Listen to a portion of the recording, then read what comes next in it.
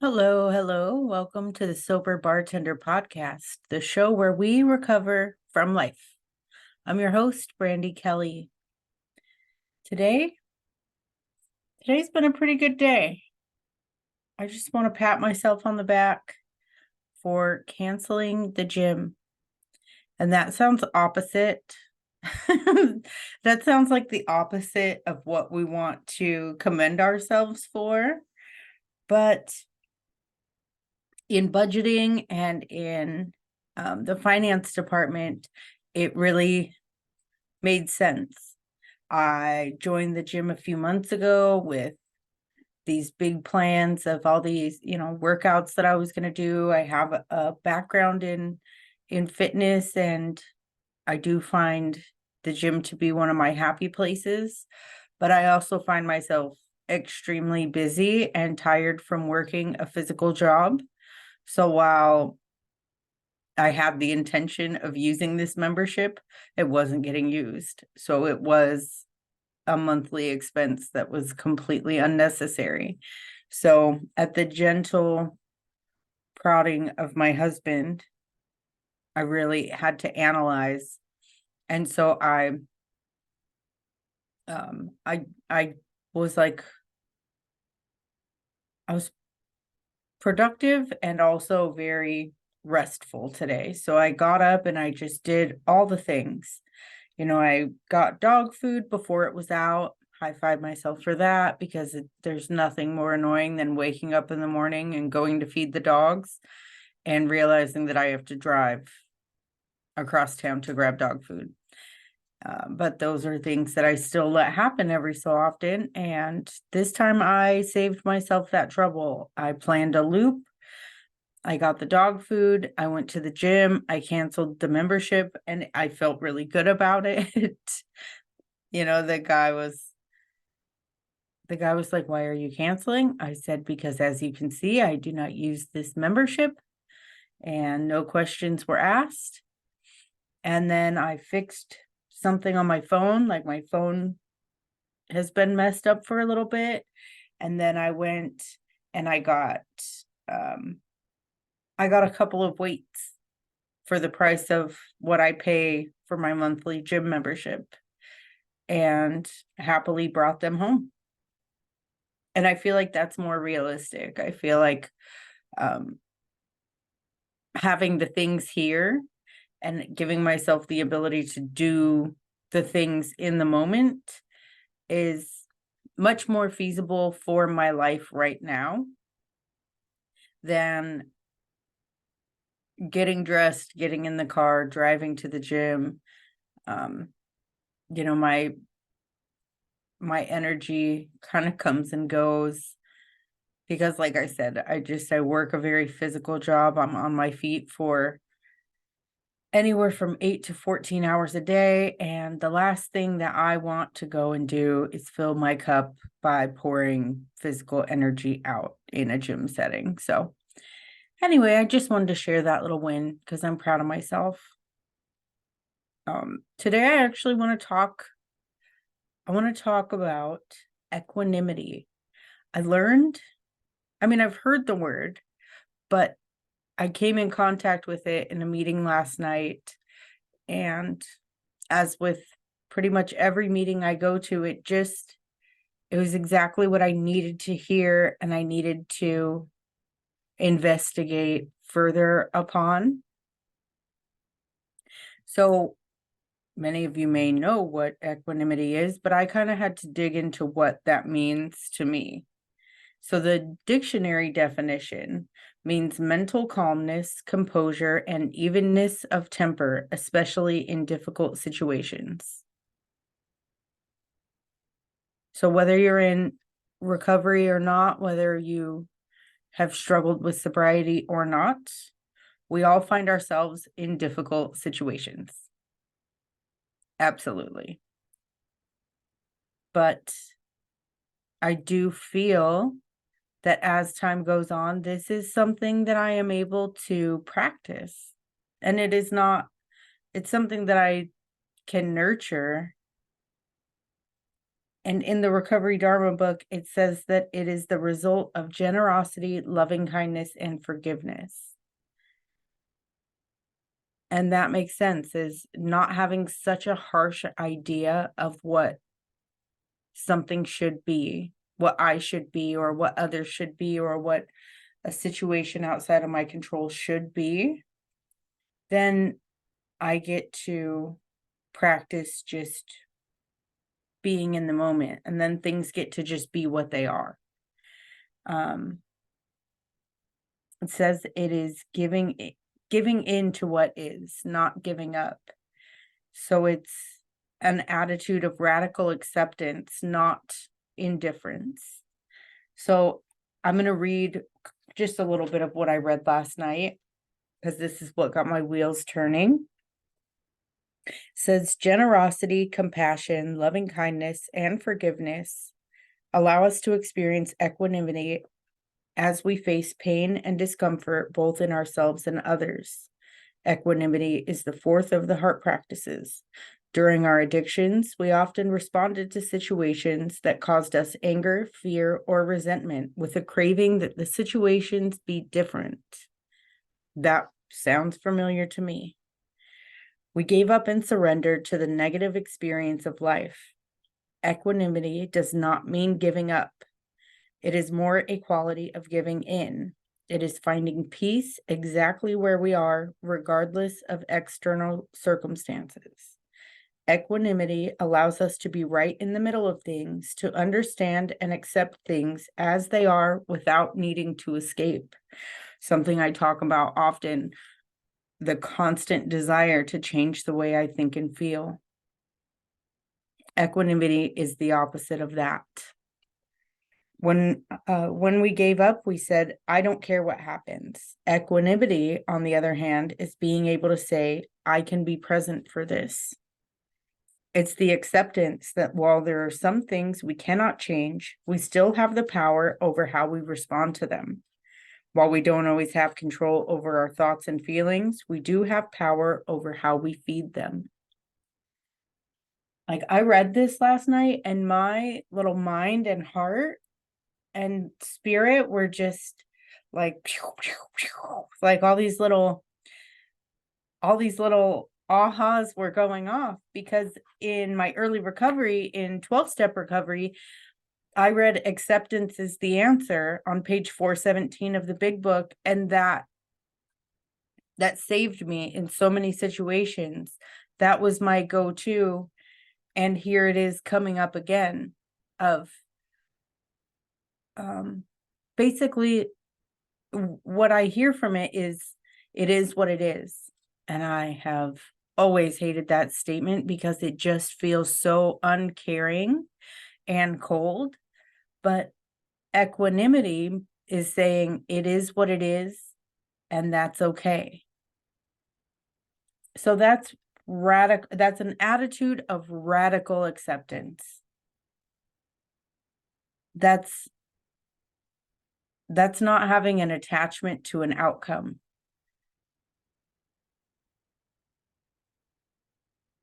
Yeah, and easier said than done, but once again, the result of generosity, loving kindness, forgiveness, compassion, when you practice those things, then you're able to deepen that practice of equanimity. So I don't want to sit here and read to you all day, but if you haven't figured out already, I love my books and I love my excerpts. So I am going to just flip to 417 in the big book, because this was a lifesaver for me. I read it every day, and if something came up that was difficult, challenging, that I wanted to be different, I would read this, and then I would just sit with that. I would sit with not what the problem is, but what my problem is with the problem. And it was my attachment to it being, I had an attachment to how I wanted it to be. And so this says, and acceptance is the answer to all my problems today. When I am disturbed, it is because I find some person, place, thing, or situation, some fact of my life unacceptable to me, and I can find no serenity until I accept that person, place, thing, or situation as being exactly the way it is supposed to be at this moment. Nothing, absolutely nothing, happens in God's world by mistake. Until I could accept my alcoholism, I could not stay sober. Unless I accept life completely on life's terms, I cannot be happy. In this, I feel like you can insert your family member's alcoholism, you can insert your traffic, you can insert your boss, your kid's temper tantrum, whatever it is. I need to concentrate not so much on what needs to be changed in the world, on what needs to be changed in me and in my attitudes. Shakespeare said, all the world's a stage, and all the men and women merely players. He forgot to mention I was the chief critic. I was always able to see the flaw in every person, every situation, and I was always glad to point it out because I knew you wanted perfection just as I did. AA and acceptance have taught me that there's a bit of good in the worst of us and a bit of bad in the best of us, that we are all children of God and we each have a right to be here. When I complain about me or you, I am complaining about God's handiwork. I am saying I know better than God. Just a little bit more on 420.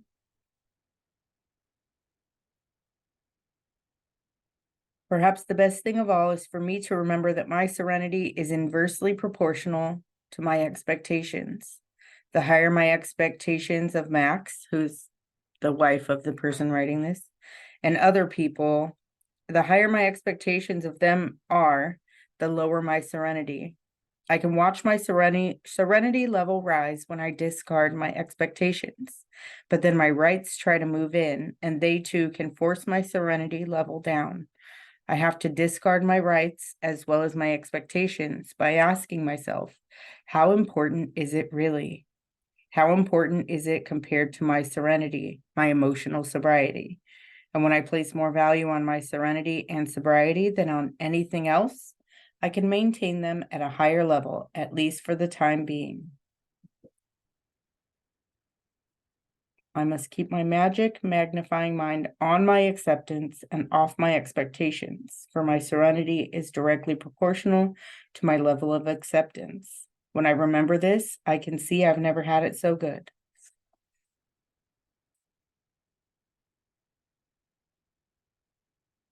It makes me feel better being reminded that no matter what book you're reading, no matter how you're looking at this, they all translate to the situations that we face every day. Whatever recovery modality, whatever channel you're on, the answers are still the same. The world's going to get tough. People are going to say things that you don't want to hear. Things are going to happen that are outside of your control. And the trick is to be okay no matter what.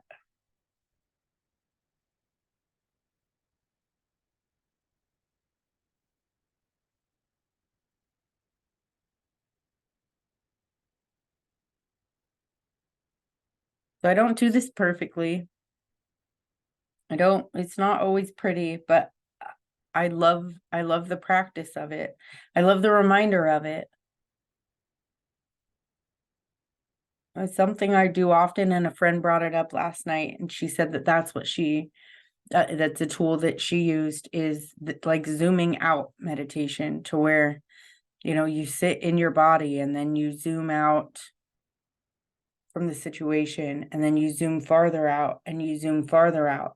And each time you zoom out, you and your problems get smaller and smaller on this big grand scheme, this big stage that our life adventure is unfolding on.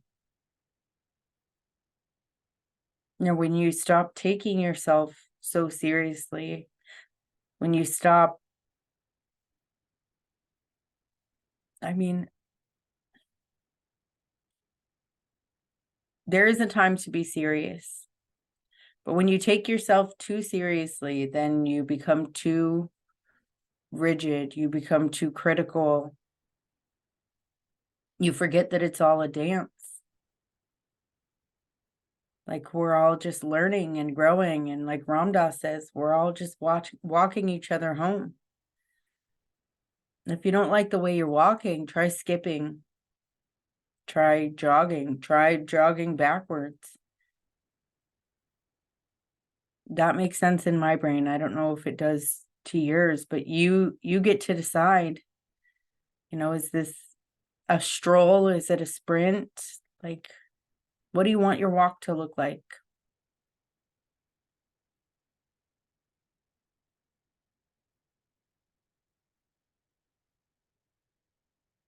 This life has everything that you want and everything that you need.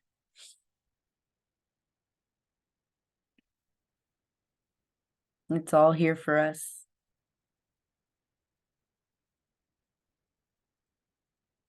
And if you're here and you're listening to this, then chances are pretty good that you may want a piece of it, of what's here for the taking.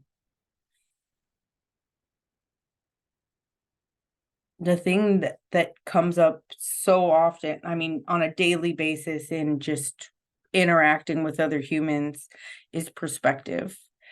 My perspective has been clouded lately. It's been kind of gloomy. It's been hard.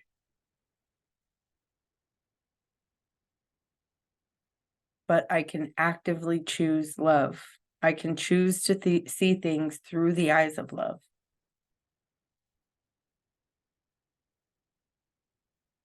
And what does this have to do with recovery? Everything. It has everything to do with recovery, because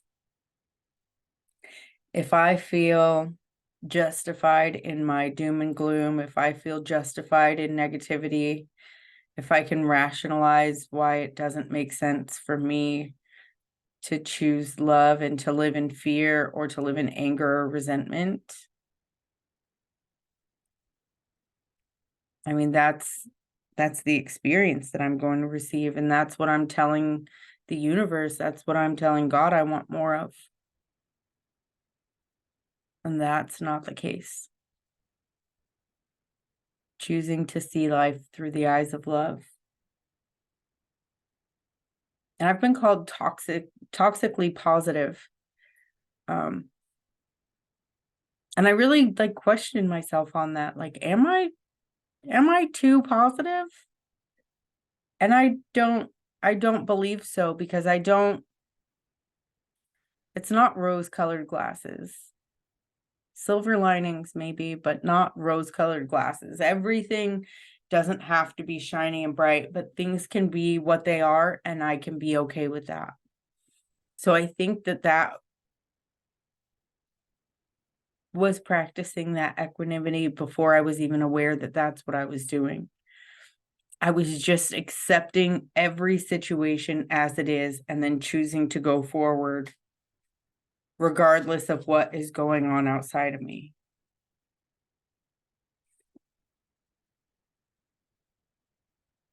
That's little glimmers of peace and of serenity, and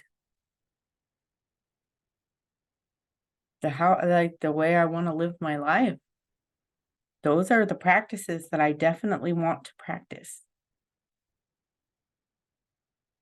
And I'm happy that the light shined back on the acceptance, because that is something that, like I said, I absolutely needed to hear at this point in my life,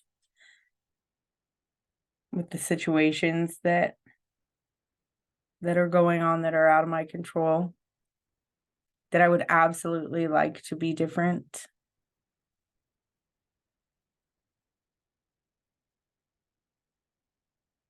I can just accept them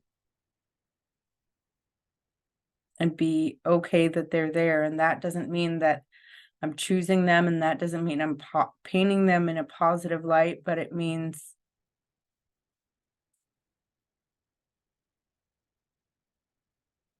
that it is what it is and that that's okay. I'm giving into it. I'm not fighting against reality. Byron Katie, she says you only suffer when you fight against reality. You only lose 100% of the time. Like, the truth and reality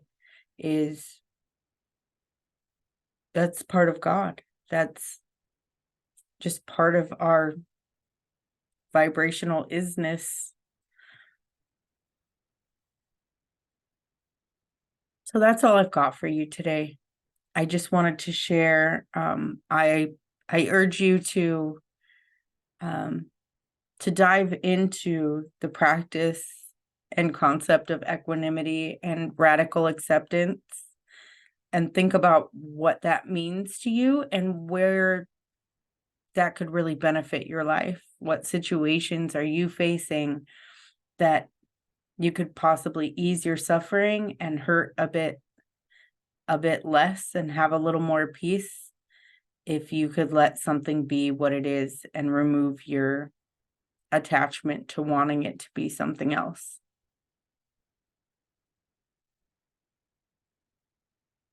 So if you're enjoying this podcast, I'm enjoying this podcast. I love doing this every week. I never know what I'm going to talk to you about until I do.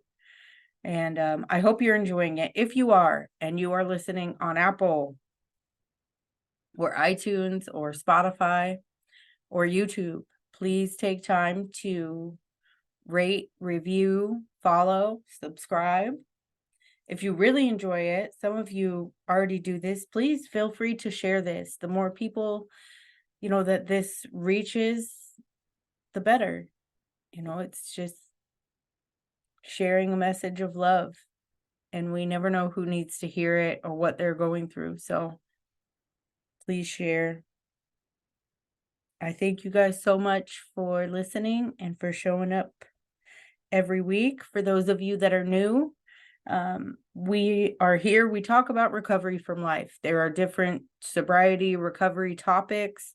There are different modalities that are discussed.